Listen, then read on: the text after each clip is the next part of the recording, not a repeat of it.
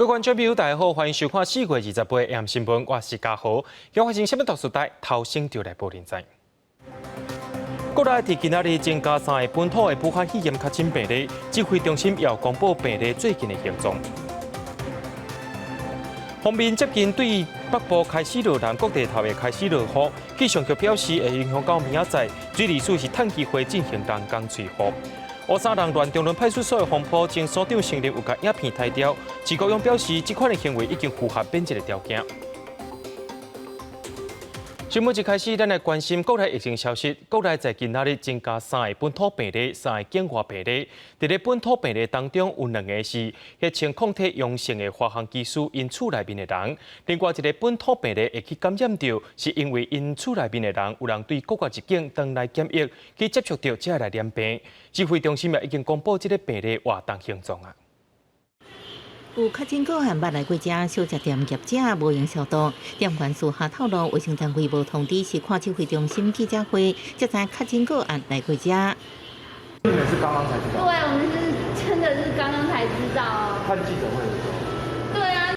地中热区的阿曼达牧场也是指挥中心公布的个案确诊之一。业者表示，中途收到卫生单位通知，马上停业消毒，强调进前就落实实验制应回溯人客，本来逐工要例行消毒。这个被公布卡加70多岁确诊个案是1112，是之前确诊的境外移植个案1068加1106的非共大家属。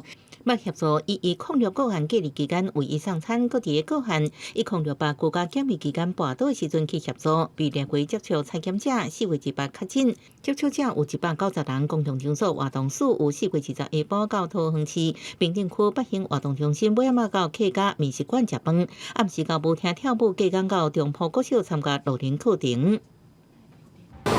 我们才感觉到会担心呢，怎么会降临到我们身上这样子？有2个接触的比较多，人员也比较难掌握的，他的一个足迹在1112，他在4月20号跟4月21号，其实差不多跟现在相隔到1个礼拜。另外，华航技术全面采检有6回血清抗体阳性，指挥中心对接触者回溯采检也找到2例确诊者。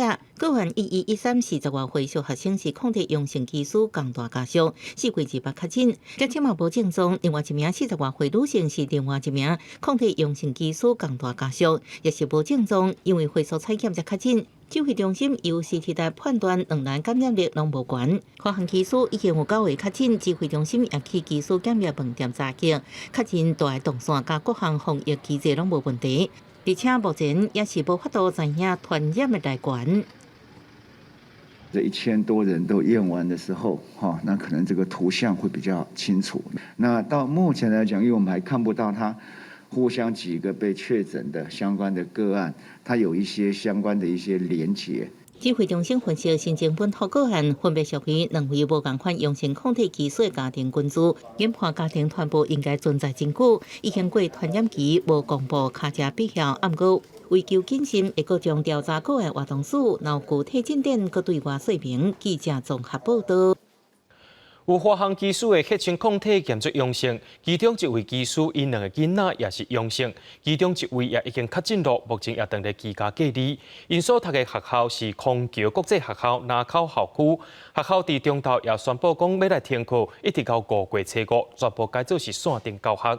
另外1位抗体阳性技师，伊的太太也是阳性，桃园市政府对因2个囡仔所读的迄班也进行预防性停课，1礼拜也改做是线顶教学。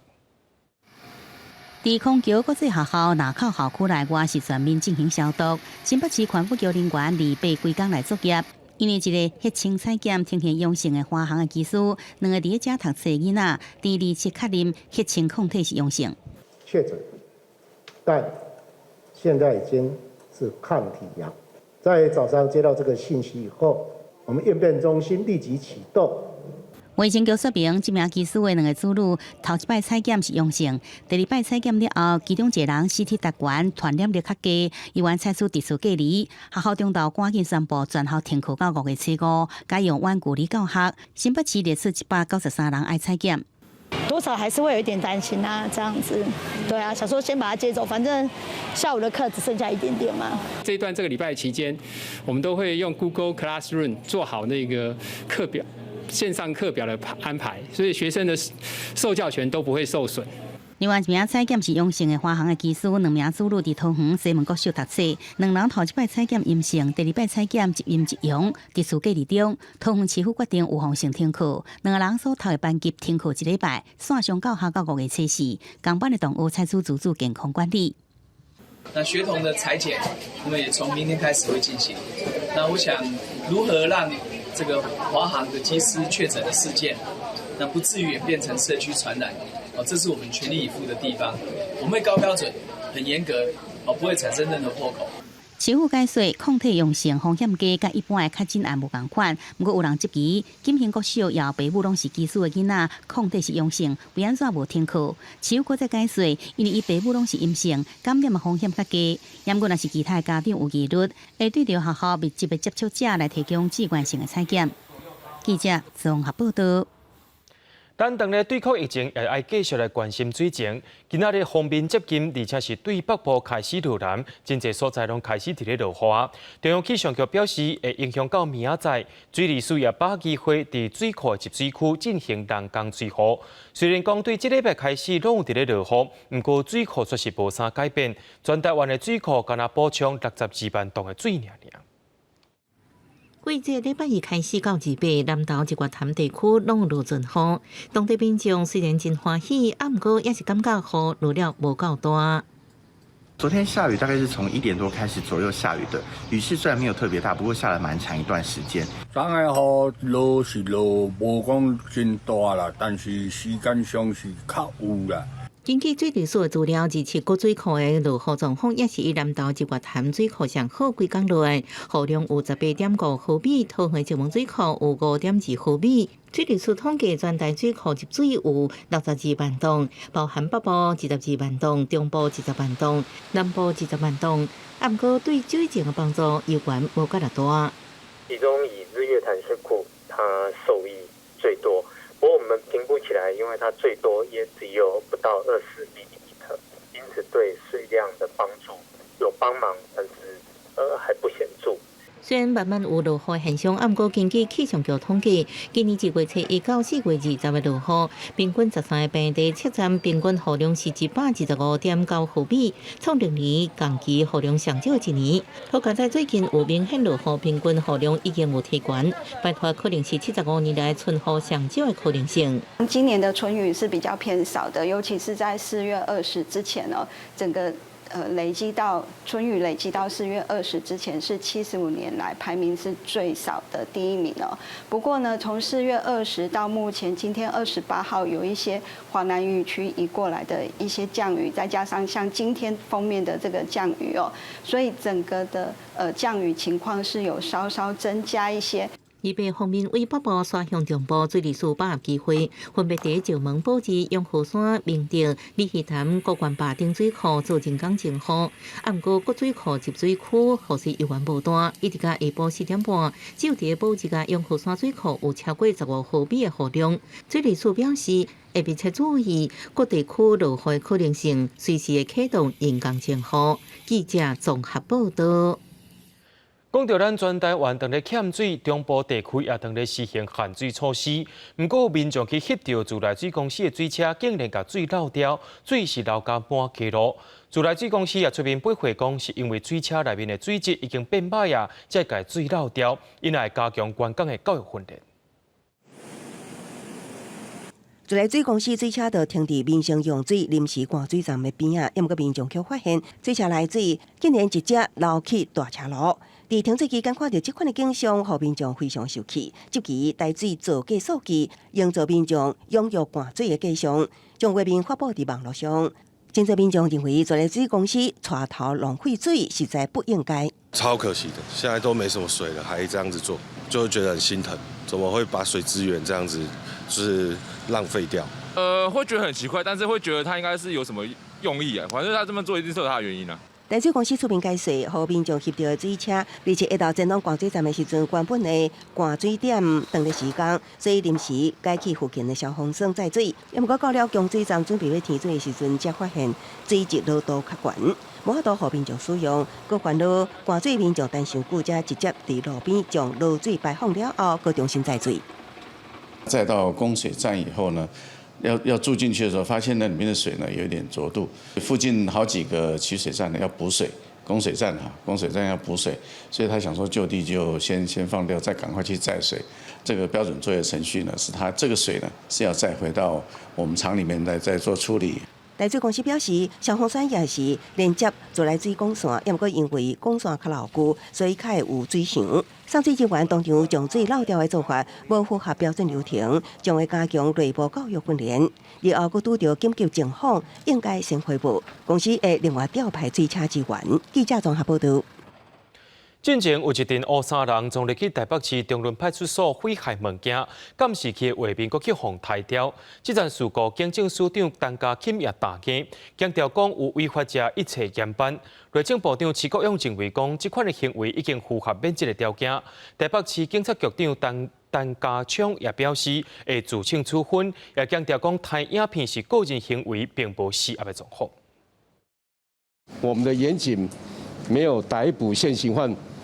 严正执法，我个人深表痛心。2020年台北市松山分局中仑派出所供电脑案情大转变，监视器画面为停电无翕到，变做互人删除。和警政署长陈家钦讲谈会，要求北市警局正式面对真相。所长甲副所长也分别防以放走人员甲隠蔽證據移送法办。内政部长徐國勇認為已經符合免職條件。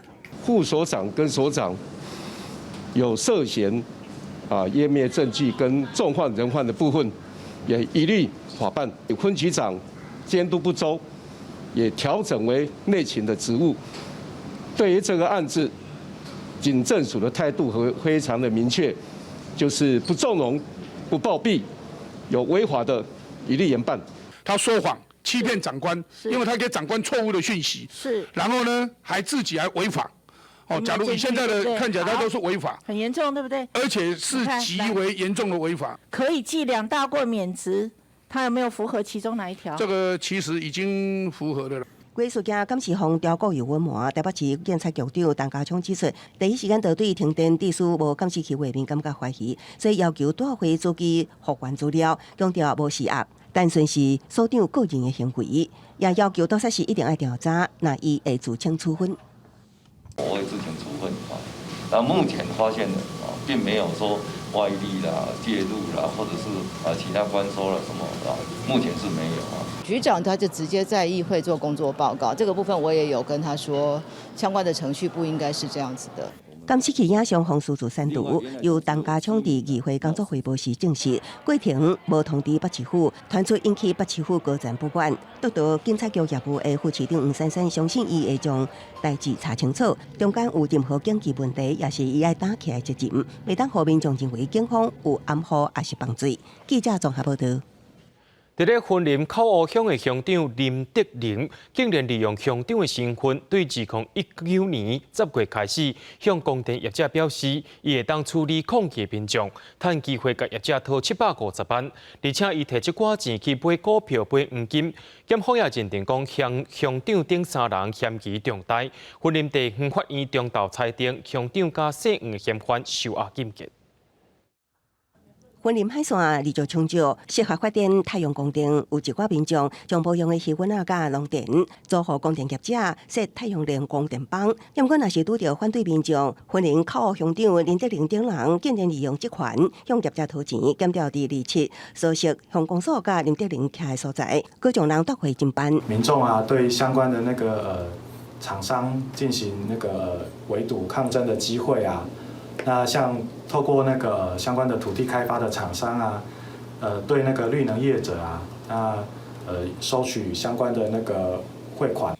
经过检调查，林德玲甲姓黄姓陈3名嫌犯自2019年10月起，陆续向2间业者分别收350万甲400万的汇款，将汇款欠入其中1名嫌犯的户头，再过来买外汇、股票甲黄金等来藏。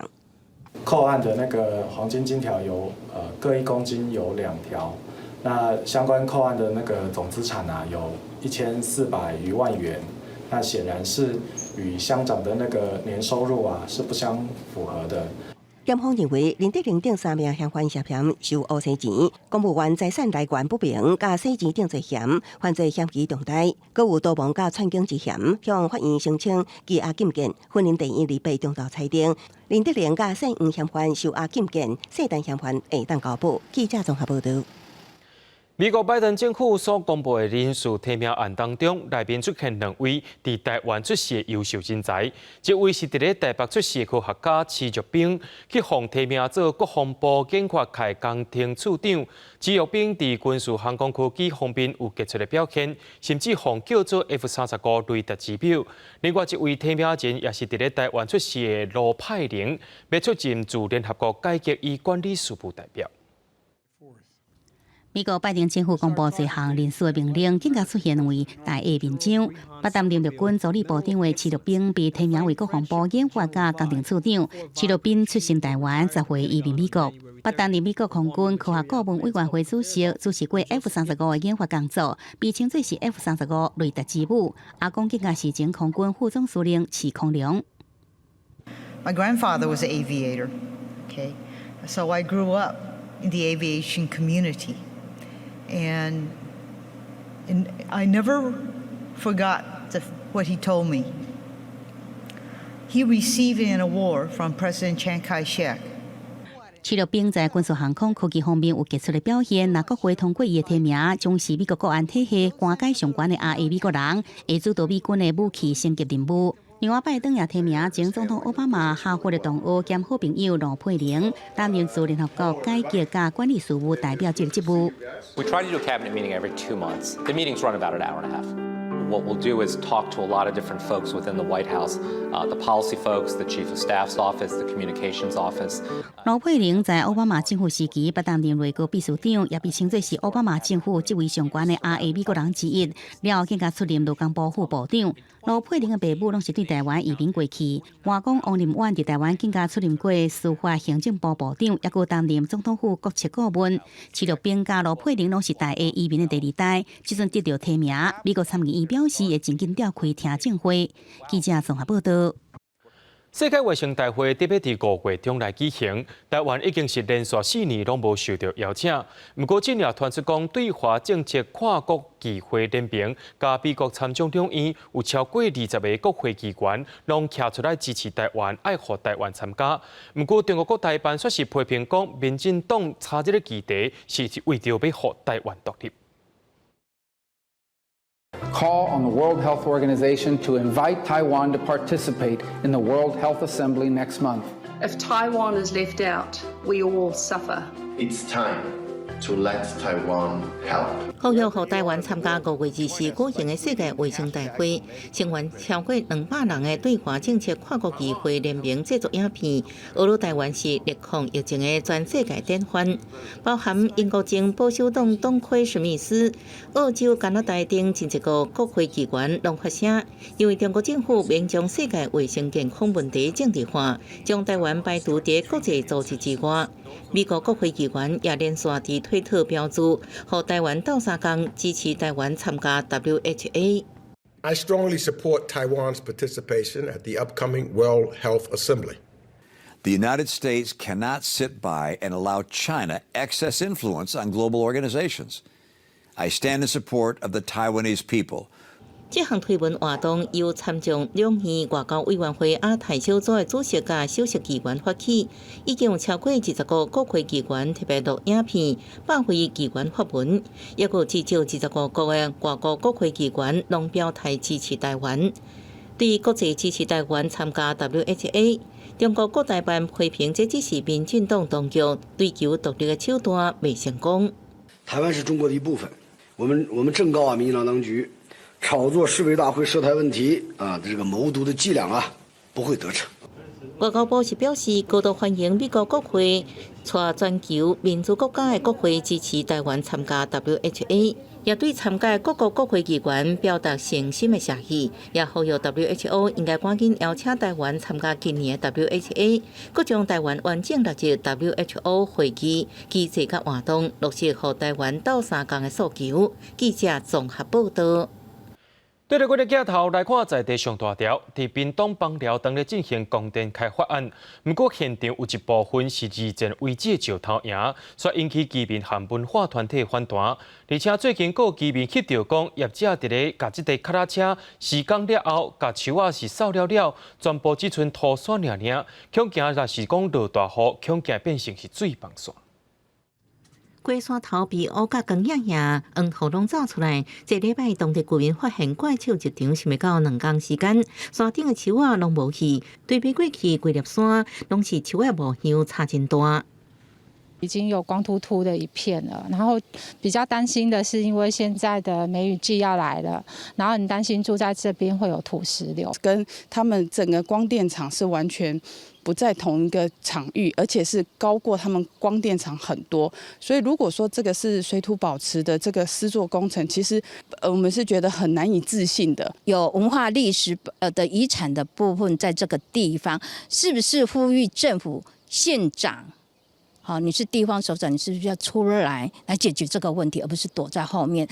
西港山头离屏东枋寮玉山村500公尺，有80几户200多人民众烦恼，若拄到地灾性大雨，恐惊造成灾害，要求县府爱重视。拍摄那个地方，它开发的位置，我们要再去确认是不是在我们的那个水保计划里面的合理范围，把当初送审的水保计划给大家看一下，和对照你现在的施工到底有没有问题，基本上我们会没有任何疑虑。可是你那么怕人家看你的水保计划，那肯定是有问题的。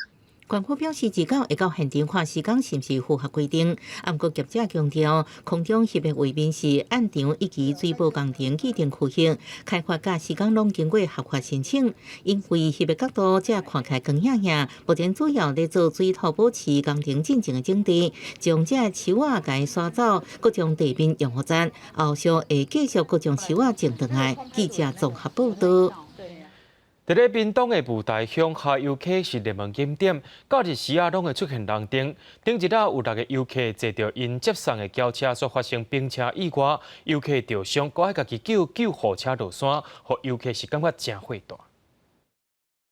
箱仔车冰倒伫涂骹，游客赶紧想要从车内底走出来。2月3号下晡1点外，屏东雾台乡6名游客结束海游4行程，准备要回去。想袂到伫温泉区要甲其他的车会车的时阵，因坐车山冲向山壁冰车过去。我们吓死了啊！因为车子在冒烟，司机没有熄火啊，车轮一直在转，然后一直在冒烟，车身又高，我们根本爬不上去。我们在车子里面喊：“快点，车子冒烟了，赶快出去，赶快！”问题我们爬不出去。车顶6名游客全拢受伤，有人甚至弄破头，煞伫现场等要1点钟才互送去入口的所在，搁家己坐救护车落山就医，全程拢无人陪。游客认为主办单位雾台乡公所应该要检讨救护的流程。或许在程序上有一些不够细致、不够贴心的部分，确实是要做这个改进。雾台乡长伫假头前向游客回失礼，但海游市的旅游纠纷真啊未少，3月才出现超收游客，造成车真歹等，旅游品质变歹等问题，即马搁出现意外事故。县政府表示要甲公所做全面的检讨。整个的活动到4月30号就会截止，那后续的4月30号一直到年底这一段期间呢，我们就今年所产生的一些，不管是在订票以及后续的有类似的这样的突发状况，我们会集体的检讨，甚至说把它变成一个模拟的情境的分析。教育处表示，未将海游市管理权收回来家己管，但会成立专门小组，辅导公所甲当地部落，负责协商并规划实地演练，来加强管理单位甲人员的训练，互因会当应付所有的状况。记者陈焕武、柯建俊，屏东报道。台中捷运的绿线对4月25开始正式通车，不过根据统计，开始收车票钱了后，运量平起营运期间是落54%。台中市交通局表示，对坐免钱的变作是爱收钱，运量8面的下降，因来讨论对策，想办法乘人去。透早9点进出市府站的民众并无多，上到试营运期间出现极大的落差。台中市捷运绿线伫咧4月25号正式通车，但是开始收费了后，有民众无想要开钱坐，甘愿继续坐公车，使用10公里免费的优惠。当然是公车免费比较优惠啊。我到中山医院，他会坐到大庆火车站，那我要再走回来，其实是有一大段路。我以便利性为主。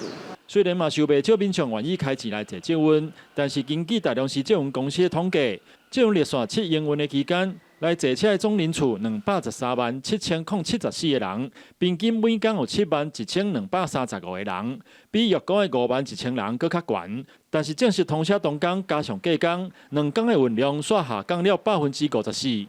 大量市交通局表示，会甲中捷公司讨论提升运量的方案。当然，第一天的礼拜一、礼拜二，事实上运量大概都在28000左右这样上下的运量啊。我想这个部分，第一个运量部分，我们后续还是会跟中捷公司来讨论有没有其他的这些相关的方案，我们可以来这个激励民众可以多多搭乘捷运。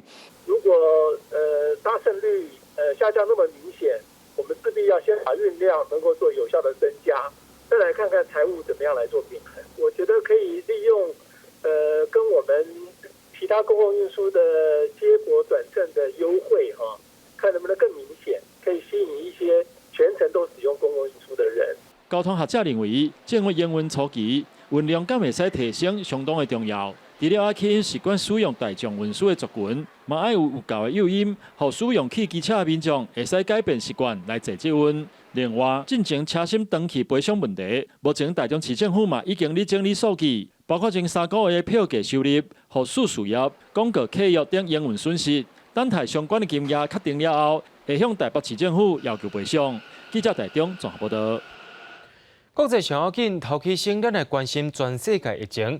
讲到印度疫情严重，过去24点钟内染病的人数冲破36万人，超过3000人死亡，总死亡人数已经来到20万人了。各地头的火葬场是烧无停，而且病床无够，就伫咧街仔路搭临时病床。就外国媒体报道讲，专家认为疫情去互官方看紧，实际感染人数恐惊是超过5亿人。火葬场的火一直在烧，印度全国各地火葬场是全面在运转，有的甚至拢无休困，却是因为赶袂赴的遗体贴起速度。新德里的一座火葬场，规气用砖甲贴出新的火葬区，来增加消化遗体这速度。Government says that 380 people are dying every day from corona, but it's actually around 1,000, more than 1,000. 印度第2波的新冠疫情全面失去控制，过去24小时卫中鼻道里过身的人数，头一摆超过3000人，总计过身的人超过20万人，一天通报的确诊人数是超过36万人，创下全球一天上最确诊人数，全国总计将近1800万人确诊。第一大城明码，确诊病人的亲情一直在抢善数通等于厝的，行了后供应不足，无法度摕到。而外新德里的郊区，真侪确诊病人等无病床，有时直接伫街路上所搭临时病床来斗善数，真需要等待病院收治。印属克什米尼是甲一座室内体育场充当临时的病床来收治病人，并且伫外口设置检测中心。It's been 1 week. She's having constant fever. And now she is not even able to breathe. So the oxygen saturation was 80 till yesterday. In the night it became 60 and now it is 40. The situation is getting bad day by day. We are getting more cases day by day. We have started with 100 people, then we are getting 200, 300. The days cases are increasing day by day. 印度疫情真严重，而且官方的数字可能是估计实际情况。CNN 引用印度公卫专家指出，由基础设施不足、检测量能增加这因素，实际确诊数可能比减少估计30倍，也就是有可能超过5亿人确诊，近100万人过身。印度疫情这严重，国际强权拢出手来救援。俄罗斯制药厂 Pharma Synthesis 27讲，正伫等待俄国政府的批准，伫5月底进行运送100万包抗病毒药物瑞德西韦到印度。美国总统拜登是表示，美国提供一系列紧急的援助，包含治疗药物、疫苗原料，也有善数这相关用品。公视新闻林浩如编译。伫咧美国又再发生讲，看起来造成中国人的民众激防攻击事件，是一位61岁的华裔查甫人，顶礼拜5，伊伫咧纽约的街仔顶，去互一位非洲血统的查甫人对后壁甲伊杀倒，而且一直甲伊攻击，致使伊的头壳重伤。虽然讲这个嫌犯已经抓到啊，不过受害者却是魂袂不清。当地时间23暗时，为中国广东来马耀潘伫纽约东下林区扣关啊，和49岁非洲的查甫人保尔为后边摔倒伫涂骹，佮踢伊头壳至少6摆，致使伊当场昏迷了后逃走。纽约警方自持抓到保尔，初步控告伊2条罪名，无包含受痕攻击。不过案件还在调查，可能加重指控。We come here today to say stop targeting, scapegoating, and killing Asian Americans. We failed Yao Pan Ma. He was collecting cans to make rent because the system would not support him when he got laid off from his job as a dishwasher. No unemployment checks for Yao, no public benefit. 这攻击事件都发生在美国参议院压倒性通过反新冠受婚法案，加强打击针对亚太的美国人的受婚犯罪计纲。纽约、亚洲的甲非洲的民代拢发声表达重视。受害者马耀潘伤势严重，还在昏迷治疗当中。募款网站甲支持已经为伊募至少40万美金。社区领袖准备替成立信托基金照顾伊的家属。The Ma family also wishes to express gratitude for all the donations that are coming in for them. They also want to express gratitude for all the outpouring of support here. 保尔过去33年被掠过15摆前科真济，警方表示今年已经收到66件。亚洲的受痕起步是去年同期14件5倍外，也比去年全年28件加出1倍。公司新闻是会中编辑。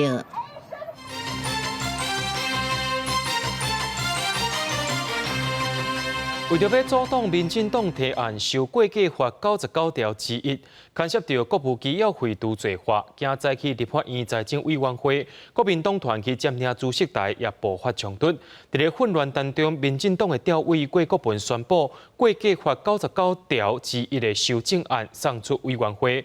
会后，时代力量也发声明表示谴责，认为这款的修法是在咧糟蹋法治。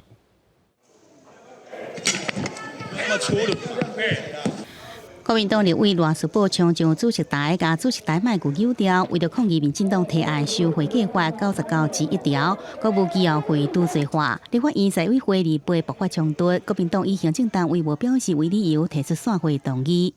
你要立法院用个别委员的提案帮陈水扁解套，我们没有办法接受，所以我在这里具体建议，今天我们就散会。不要再继续审。休困的时间，国民党就说，国民党甲民进党立委抢占主席台，立委费鸿泰跳上桌啊，甲调委郭国文相骂，混乱中，调委郭国文宣布，会计法99条之一修正案送出委员会。你这样没有办法进行，你这样没有办法讨论，我知道出委员会，不然怎么办？也是被你逼的啊。会计法90条之一，直接送出委员会。散会。国民党一直也所过立官表达抗议，批评修法是为陈水扁司法案件来解套。立委蔡业务讲，本案国务机要会经一审无罪，会后时代力量发表声明谴责，这摆修法差大法治，修法真粗残。所有行政部门都不敢表态，谁都不想要沾到这个脏水。陈水扁的国务机要费在更一审判决无罪，判决以无罪的理由总支出大于总收入。过去国民党、民进党官员拢牵涉特别会案件，人数7000人。特别会案件被看作是历史的共业。民国18年，立法院三读通过会计法99条之一修法，回溯民国95年年底前，各机关特别会经手人员除罪化，也佫无包含国务机要费。即阵民进党立委佫再提出，会计法99条之一修法要解除95年以前国务机要费相关的人员民事、刑事责任拢解除。陈水扁国务机要费官司15年，经过一审无期徒刑，2审判20年，3审复回经审，经一审认为机要费支出大有收入，判无罪。民国105年合议庭裁定，因为陈水扁健康因素，经2审停止审判。记者综合报道。中信金矿政府董事长高仲良激控指控涉嫌红火案，这个官司也拍真久，一审判9年，2审判搁较重，判9年8个月。最高法院发回经审，经一审改判3年6个月。专案搁再上诉到经2审，第2被判决说是全部并盘，改判高仲良等人全部判无罪。中信金控前副董事长高仲良被指控涉入红火备案，官司拍到经济省2月高院合议庭认定，高仲良无构成证交法、银行法背信等罪，判无罪。那检方不好会当上诉。那这个范围所指的检察官起诉的客观的这些事实是都有的，但是法院审理之后认为，就算在这样的事实之下，被告3人也不会构成银行的背信罪，包含证交背信还有普通背信。 2006年的红火案，当时中信金未插旗调风金，高仲良甲中信金控协会主管，被指控未结果前，予红火公司趁私利，致使中信金控受损超过1亿。因过转案到经济省合议庭认为，中信金当时以公平设计，未予红火公司。红火公司虽然赎回结果坐了后有差额获利，也无法度证明这个交易对中信金有损害。那高仲良等人，无论是将结果前持有赎回，还是卖出去，中信金拢无法度赚到差额利益，领导可能受到较大的损失。共案的被告张明典、林尚熙也判无罪。我们尊重司法判决，谢谢。这个官司拍超过10年，高仲良1审向以违反证交法甲银行法定罪判9年刑期，2审加重判9年8个月。专案上诉到最高法院，撤销2审判决发回经审，原本高仲良经1审该认定违反金控法，各伫侦查中有执笔缴回犯罪所得，也符合诉审法规定，会当减刑判3年6个月。今麦专案到经2审判无罪，高仲良透过委任律师回应，感谢法院含伊清白，也期待外界美国团来团结，让这个案件会当回归甲尊重司法判断。记者综合报道。有一个中国人号做周鸿旭，加新党青年军王炳忠、郝汉庭等人激控指控，接受资金，伫咧台湾替中共发展组织犯着国家安全法。台北地方法院审理被告3年，合议庭认定检方的举证不足，决定判王炳忠等5名被告拢无罪。 所以这就完全证明出来说，当初检调他在起诉的时候，本身他的罪证就是罗织来的，本身他的许多这个事实就是经不起考验的。 被指控甲中国籍的周鸿旭共谋，伫台湾发展中共组织涉嫌违反国安法。新党青年军王炳忠1审判无罪，伊表示对判决结果无意外，佮呼吁执政者毋通佮用公权力打压异己。也佮周鸿旭新党党工林明正、新思维中心主任邱汉庭等人也拢判无罪，专案也过用上诉。3年半的时间过去了，终于换到了一个还我们清白的机会。 我现在内心除了感谢，还是感谢。林明正表示，造成有公正的判决，专案是发生第3年外进前，周鸿旭被指控伫台湾期间，去受王炳忠等人造成生活秘密小组说，辽源新闻网、新中华理律学会等，伫台湾发展中共组织，各议定生活提计划吸收渗透军人。8月合议庭审理了后，认定检方举证无够，判5人无罪。从卷内的证据呢，也没有办法。 认定说被告5个人的行为有对中华民国的国家安全以及社会安定产生明显且立即的危险，因此认为不能够用国安法第2条之1及第5条之1第1项来处罚。 合议庭认为，无论是辽源新闻网，也是台中华复兴社，拢是为宣扬新党政治理念、探讨政治社会议题。审判认定是为中共发展组织。周鸿旭的随身碟有为中共伫台湾发展组织文件，毋过无证据显示已经进行犯罪。国安法限制人民的结社言论者权利，伫合宪的目的性限缩，应该对国家安全甲社会安定造成具体危险时阵才能处罚。记者综合报道。 台中市外送平台服务产业工会第2届正式成立。工会表示，除了保障外送员的权益以外，和平台合作店家嘛是因的保护对象，希望做伙来推出专法，让外送产业建设一个会当永远经营的产业。台中市外送平台服务产业工会第2届正式成立，目的除了要保障外送员的权益以外， 甲外送平台有合作的餐厅，也是工会要保障的对象。对店家来说，抽成过高是一个问题，而且，更大的问题是店家被强迫加入到店自取，等于说平台跟自己的店在抢生意。工会讲，参与平台的店头被迫加入一寡优惠活动，安尼人客会互平台优惠吸走，减少直接去店头消费的行为，造成平台甲合作店头抢生意。工会表示，希望结合大家的力量，做阵找平台协商，让外送产业真做是一个会使长久经营的产业。全职的有机会做到退休，兼职的越做越安全，越做越有保障。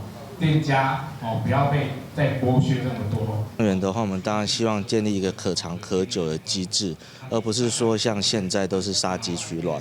那杀鸡取卵，那你也许一开始好，那越来越差，越来越差，要无限制的往下降。工会讲，初期的目标是要推缩台中的外送驻地条例。工会规划草案了后，会找在地的议员、立法委员合作。长期的目标是希望参考客停车，制定外送产业专法，保障参与外送产业的人。记者郭碧君、郑派文台中报道。长期关心居住正义的侨运团体，伫咧行政院通过房屋税条例修正草案了后，因也呼吁政府就要赶紧推动囤房税。因认为有10间厝以上的大户，就要扣10%的房税才合理，若无是看袂出有要改革决心。行政院顶礼拜通过房屋税条例修正草案，规定房屋现值10万块以下免扣房屋税，以自然人，而且有3户为限制。但是对长期关心居住正义的侨运团体来讲，政府其实是劣势放大，对蹲厝炒房刷点点点。有专业者都市改革组织秘书长裴永凯用政府修正刑法，蹲泡面爱关2档兼罚钱。做对比，考试政府针对于影响年轻人更严重的他的居住的困难等等，那面对这样台湾很清楚有一个囤房现象的事实的时候，这时候我怎么就没有看到我们政府拿出相对的魄力？裴永凯讲，根据内政部去年底的统计，全国主体有4间以上的法人占12%，比自然人加10倍高，而且台湾税率税基收低，囤房的成本是全球上低，完全不合理。做伙开记者会，民众党团嘛提出房屋税条例囤厝条款修正草案，认为厝若是要家己住的，应该对原本的1.2%降到0.6%，若是持有10户以上的大户，就应该扣10%的房税，透过差别的税率压制炒房。我们只是提高了税率。其实我们连税金目前还没有进行有效的改革，那所以在这个部分的话，其实税率拉到10%，并不是一个真的很可怕的数字，反而是说它才是一个只是抑制这个房价或者是抑制这种炒作的这个开始而已。立法院财政委员会2号要审查房屋税条例修正草案，朝野立委目前计将提出备案，嘛因为外界对推动囤房税有关有各种的意见，排审草案的论述调委民众嘛表示，会透过审查，爱财政部明确表态。记者陈雅文台报道，台北报道。外籍移工目前留伫台湾食头路拢是有期限的，也因为安尼先出现年限到期，移工逃走出去的现象。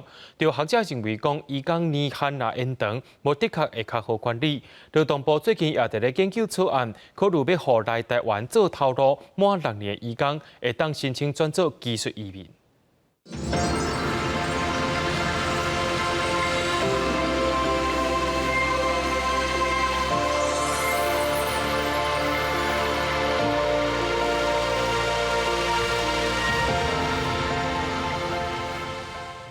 96岁阿嬷俩玲变身照顾阿嬷14档的1年看护丽娜做甲真熟手，不过即马伊却拄到签证要到期，就要强制登记1年的问题。对，我希望是在这里，因为习惯。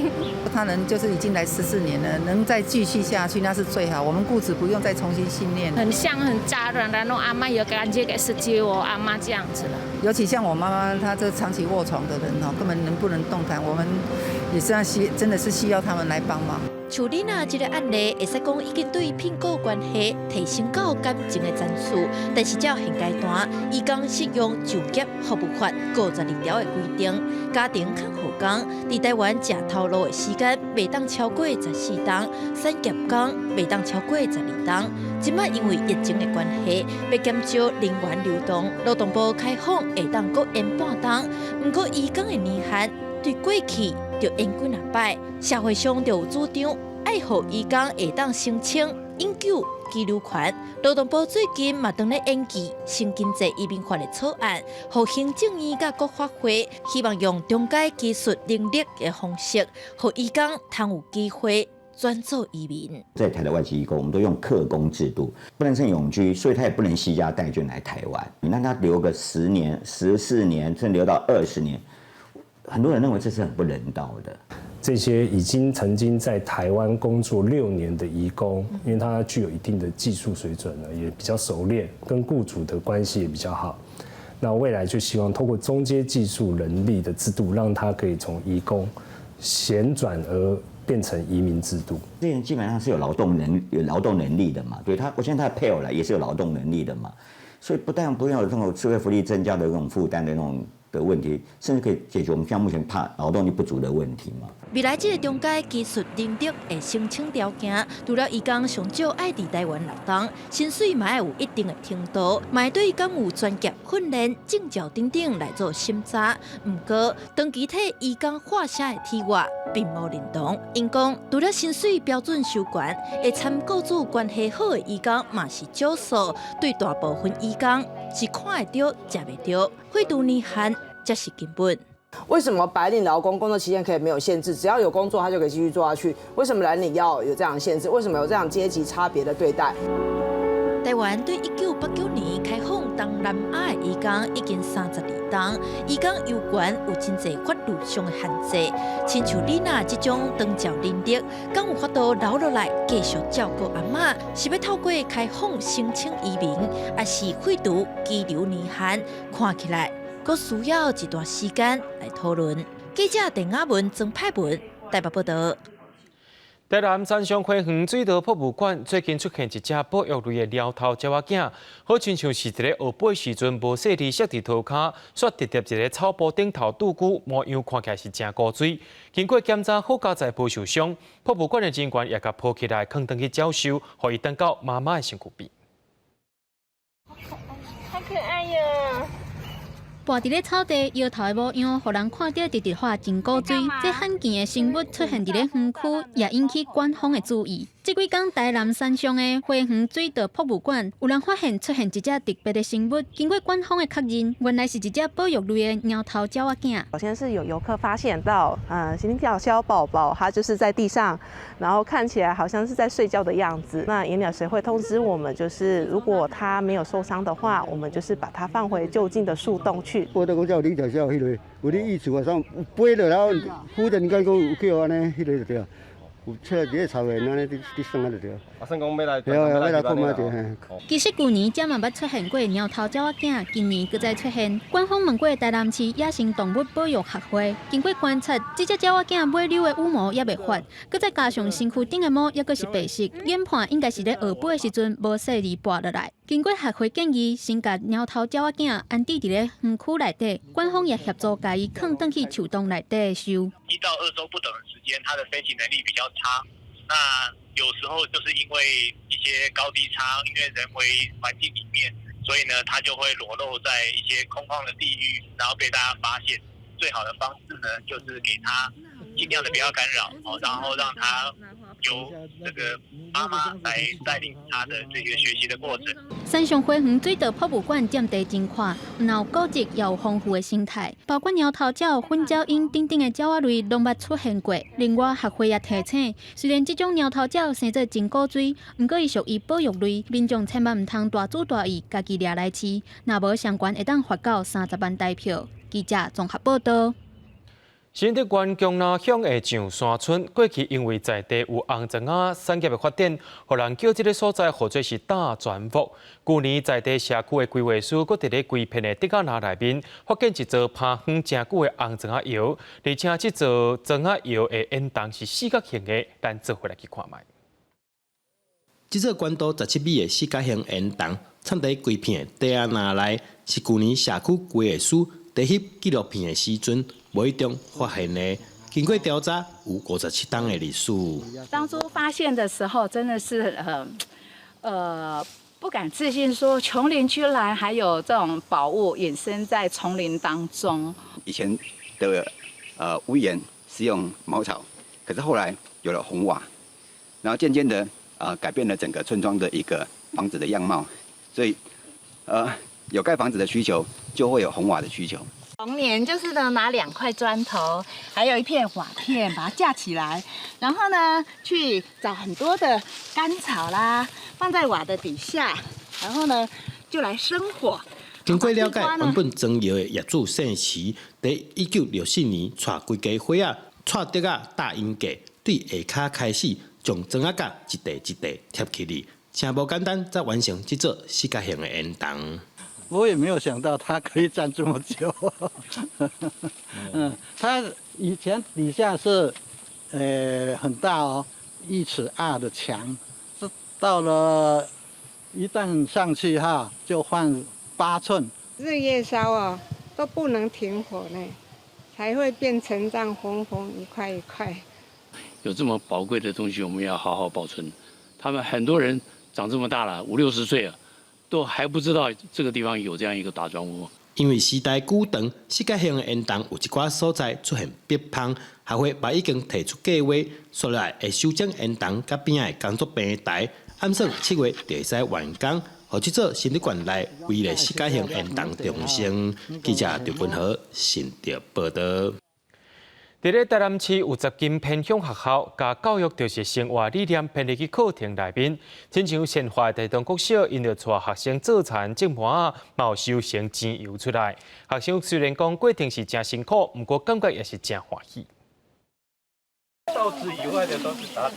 好，我们来看哈，今天谁手上的杂草越多了啦？县华台东国小逐年学生，大家拢落田烤草，因2个月前才补田，即马爱学烤草，这是因逐礼拜的课程。顶学期因才学种麦啊，嘛体会做田人的辛苦。我甲我阿公讲，看到这片很快做大片的嘛，然后佮做落来啊，然后用起来要做辛苦的，按个休息时阵，做欢喜的啊。虽然讲做落来，但是唔免上课啊，嘛做欢喜的。学生做田种麦啊，这是台东国小的课程。学校专工做这块地，请在地青农做老师。囡仔嘛体验收成怎油，最后做出一罐一罐的麦油。因对于这个农作物会较熟悉、较珍惜，较了解，知影讲这麦油安怎来的。很开心啊！虽然说过程很辛苦。让看到这些油，让人看到自己的小孩一样。唔那台东国小、台南阁有其他学校，用教育就是生活的理念，规划无同的特色课程，亲像教囡仔做手工的芳雪文、种仙草、研发仙草卵等等的食品，甲旧衫改做牌仔。囡仔的学习，唔单讲伫课本尔，因生活中所长辈留落来遮的好智慧，伊嘛是爱做伙学习。伫生活中学习，囡仔感觉趣味，因嘛展现各方面学习的成果甲创意。记者陈嘉文、刘伟做台南报道。各位观众朋友，咱做伙来看明仔载天气。北部地区对19度到22度，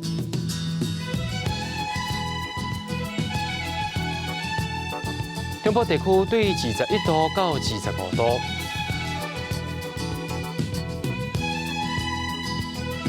南部地区对22度到30度，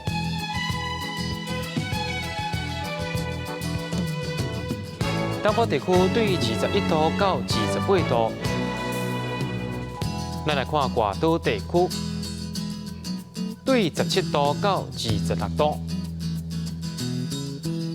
感谢各位观众朋友收看今日AM新闻，我是嘉豪，咱明仔载同一时间再会。